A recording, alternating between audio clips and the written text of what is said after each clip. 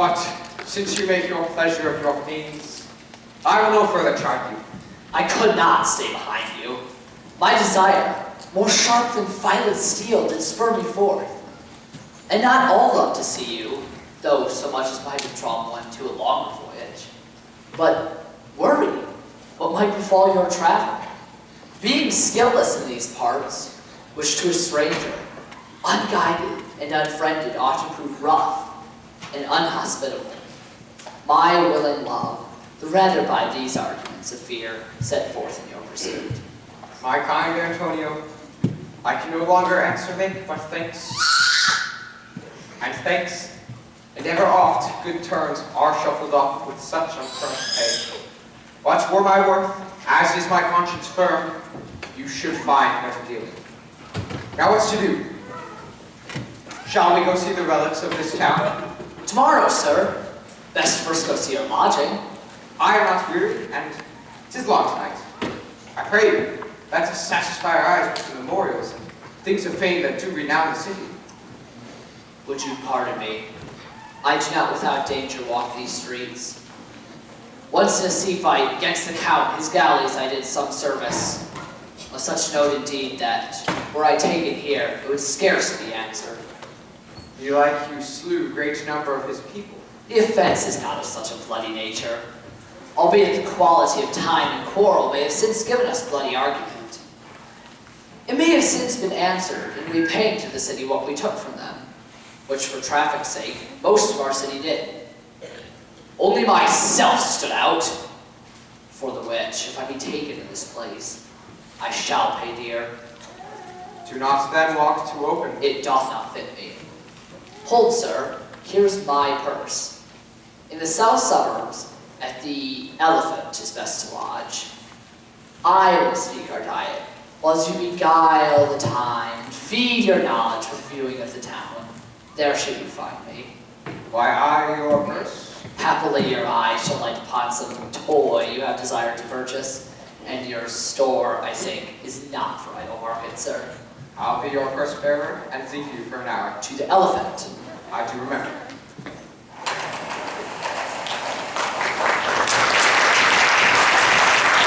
I have sent after him. He says he'll come. How shall I feast him? What bestow of him? For youth is bought more oft than begged or borrowed. I speak too loud. Where is Malvolio? He is sad and civil, and suits well for a servant of my fortunes. Where is Malvolio? He's coming, madam, but in a very strange manner. He is sure possessed, madam. What's the matter? Does he rave? No, madam. He does nothing but smile. Your ladyship had best have some guard about you if he come, for should man's tainted in his wits. Let him approach. I am as mad as he, if sad and merry madness equal be. Call him hither.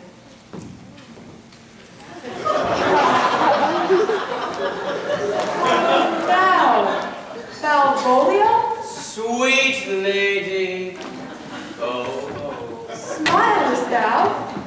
I sent for thee upon a sad occasion. Sad lady, I could be sad. This does make some obstruction in the blood, this cross country. But what of that? If it please the eye of one, it is with me as the very true sonnet is, please one and please all. Why, how dost thou, man? What is the matter with thee? Not black in my mind, though yellow in my nails. It did come to his hands, and commands shall be executed. I think we do know the sweet man.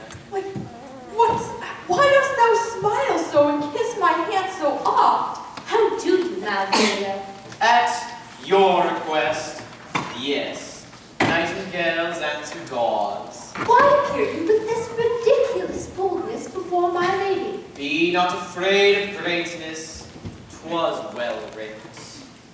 What meanest thou by that, Malvolio? Some are born great.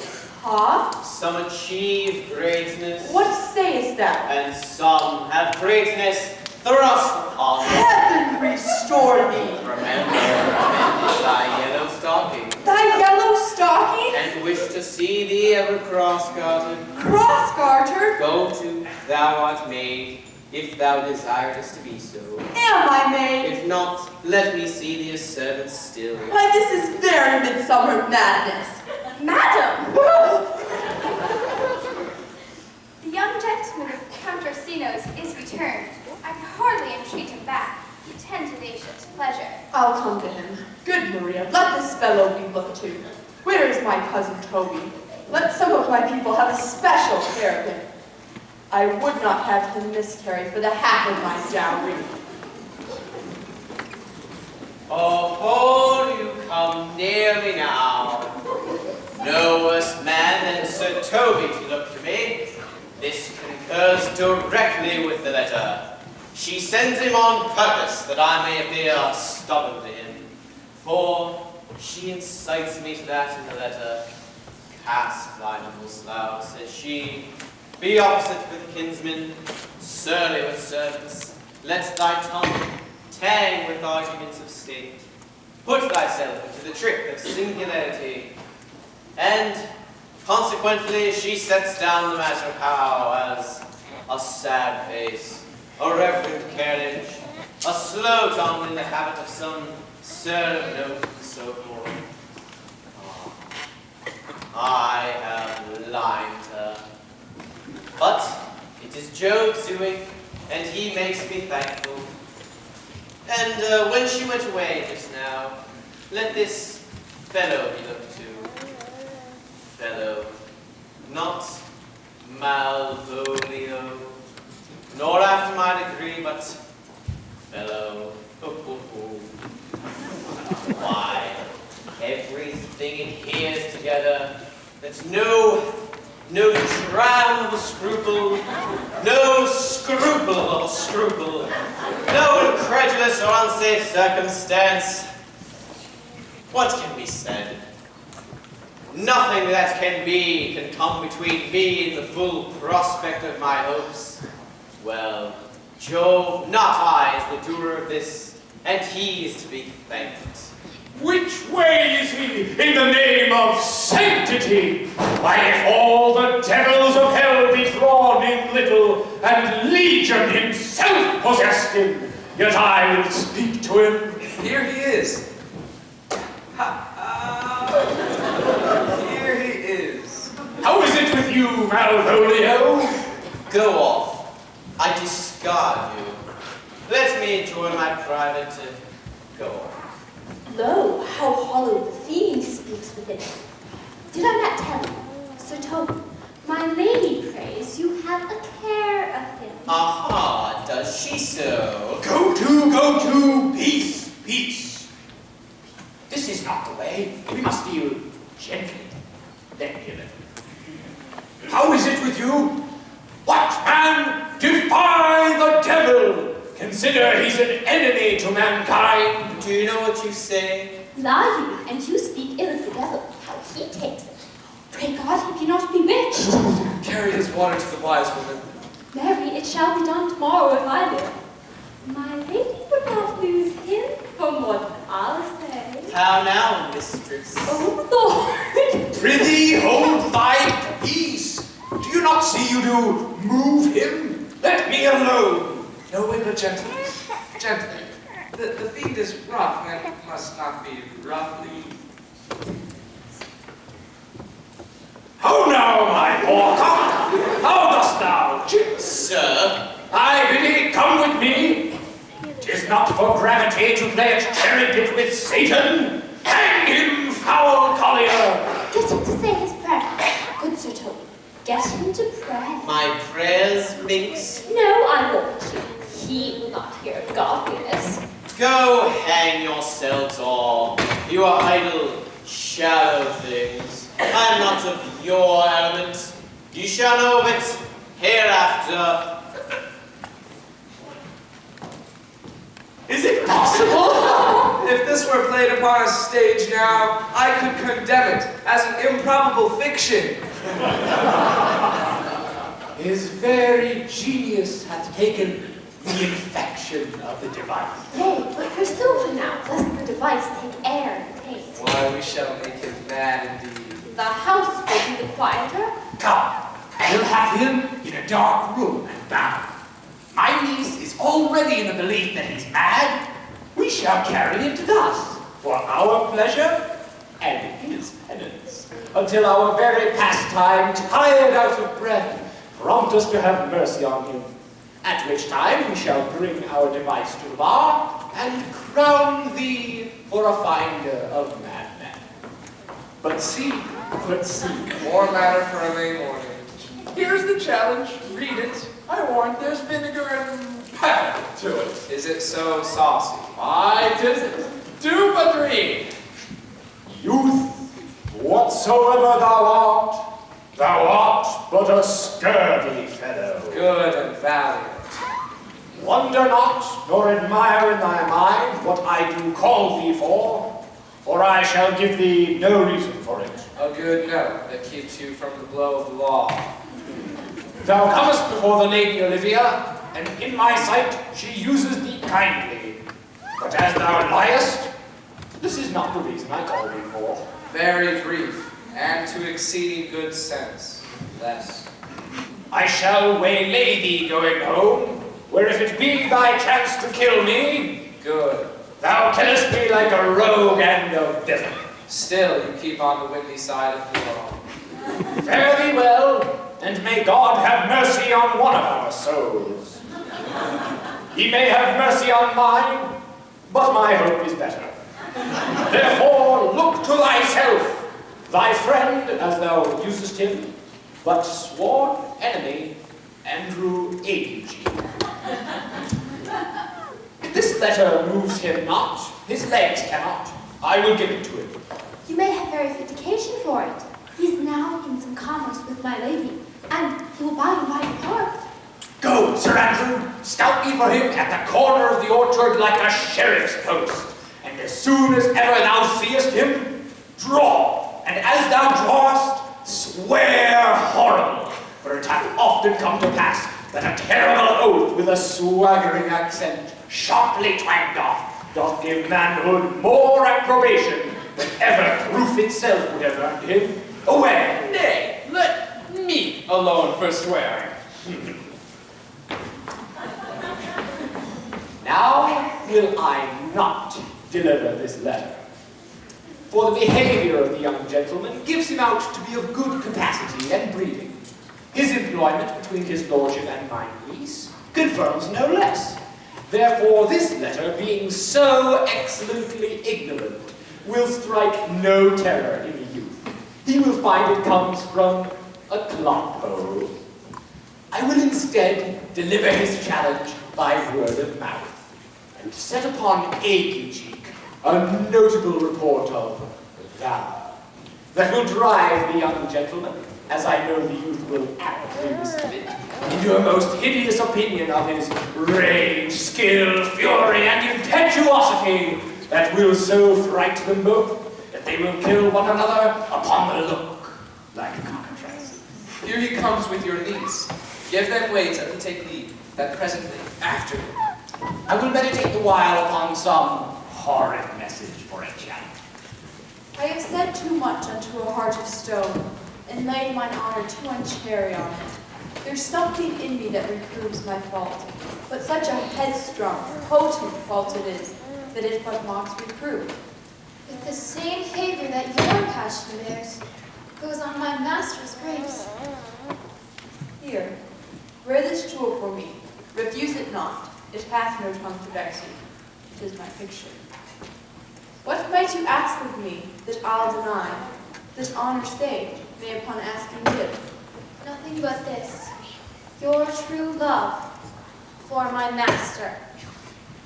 How? By mine honor? May I give him that which I have already given to you? I will acquit you. Well, come again tomorrow. Fare thee well. A fiend like thee might bear my soul to hell. Gentlemen, God save thee. And you, sir?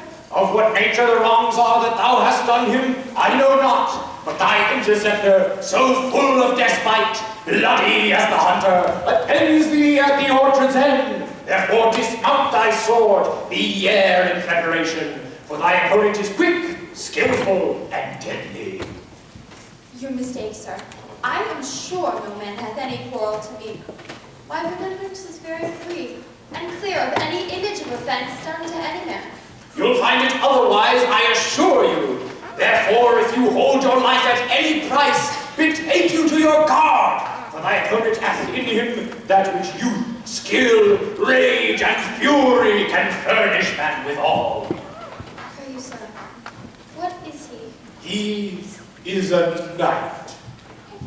Though dubbed with unused rapier and on court consideration, but he is a devil in private brawl. Souls and bodies hath he divorced 3 already, and his incensement at this moment is now so implacable that satisfaction cannot be but at the pangs of death and sepulchre. Hobnob is his word, give it or take it. I will return again into the house and desire some conduct of the lady. I am no fighter. I've heard of some kind of men that put quarrels purposely on others to taste their valor. But like this is a man of that quirk. Nay, sir, his indignation derives itself from a very competent injury. Therefore get you on, and give him his desire. Back you shall not into the house, unless thou shalt undertake with me that which with as much safety you might answer him. Therefore on, and strip your sword, for meddle you must, that's certain, or forswear to wear iron about you. This is as uncivil as strange. I beseech you, do me this courteous office, as to know of the knight what my offense is to him. Is it something of my negligence? Nothing of my purpose. I will do so. Signor Fabian, stand here by this gentleman until my return.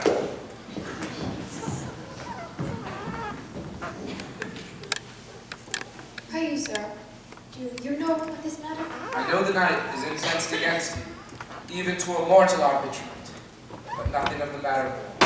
Beseech you, what manner of man is he?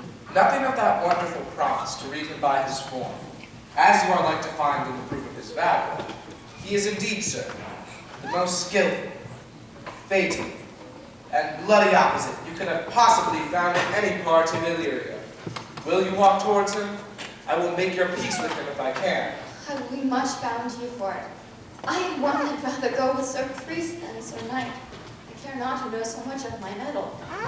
Why, man, he's a very devil. I have never seen such a farrago. I had a pass with him, sword, scabbard, and all, and he gives me the stocking with such a mortal motion that it is inevitable that on the answer he pays you as surely as your feet hit the ground they step on. Pox on it. I'll not meddle with him. Aye, but he will not now be pacified. Fabian can scarce hold him yonder. Plague on it.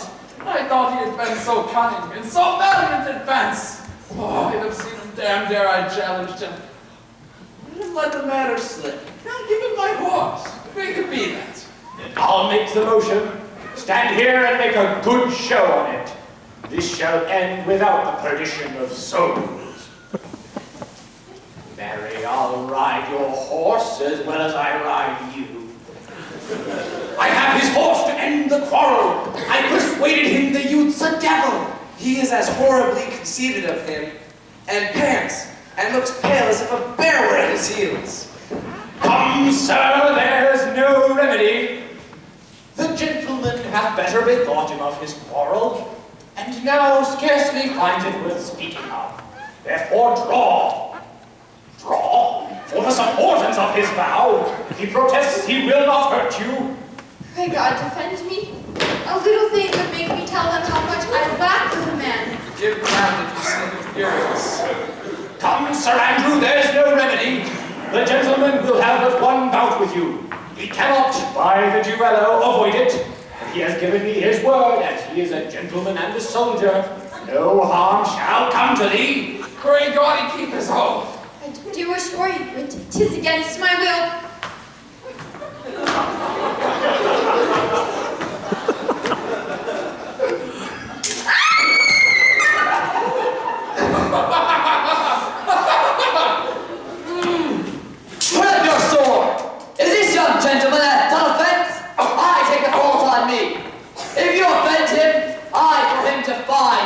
Nay, sir, what are you? One, sir, that for his love dares yet do more than you have heard him swear to you he will. Nay, if you are an undertaker, I am for you.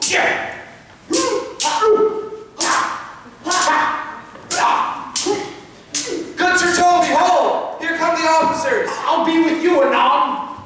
Pray you, sir, put your sword up, if you please. Mary, will I, sir? Not that I promised. As good as my word. He will bear it easily and reigns well. This is the man. Do thy office. Antonio, I arrest thee at the suit of Count Orsino. You do mistake me, sir. No, sir, no jot. I know your favor well, though now you have no sea cap on your head. Take him away. He knows I know him well. I must obey. This comes to seeking you. Because there's no remedy. I shall answer it. What will you do? Now my necessity makes me ask you for my purse. It grieves me much more for what I cannot do for you than what befalls myself. You stand amazed, but be of comfort. Come, sir, away. I must entreat of you some of that money. What money, sir?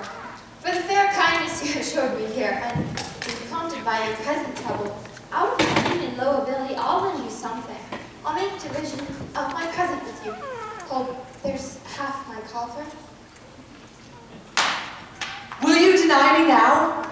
Is it possible that my deserts to you can lack persuasion? Do not tempt my misery, else it make me so unsound a man as to upbraid you with these kindnesses that I have done for you. I know of none, nor know I you by voice or any feature. I hate ingratitude more in a man than lying, vainness, babbling, drunkenness, or any taint of vice whose strong corruption inhabits our frail blood. Oh, heavens themselves! Sir, I pray you go. Let me speak a little. This youth that you see here, I snatched one half out of the jaws of death, relieved him with such sanctity of love, and to his image, which we thought did prove most venerable worth, did I devotion. What's that to us? The time goes by away. But oh, how vile an idol proves this God. Thou hast, Sebastian, done good feature shame. In nature there's no blemish with the mind. None can be called deformed with the unkind. Virtue is beauty, but the beauty is evil are empty trunks, or flourished by the devil. The man grows mad. Away with him. Come, come, sir. Lead me on. Methinks his words do from such passion fly, that he believes himself. So do not I. Oh, prove true imagination. Prove true. Then I, dear brother, be now taken for you. Come hither, knight. Come hither, Fabian. We'll whisper over a couplet of the most sage sayings. He named Sebastian. I my brother know, yet living in my glass. Even such and so from favor was my brother, and still he went in this fashion. Color, ornament, for him I imitate. Oh, if it prove, tempests are kind, and salt waves fresh in love. A most dishonest and paltry boy, more a coward than hare. His dishonesty appears here, leaving his friend in necessity and denying him. And for his cowardice, ask Fabian. A coward! A most devout coward! Religious in it. Slid, I'll after him again and I'll beat him. Do cuff him soundly, but never once draw thy sword. And I do not. See the event. They dare lay any money on it. 'Twill be nothing yet.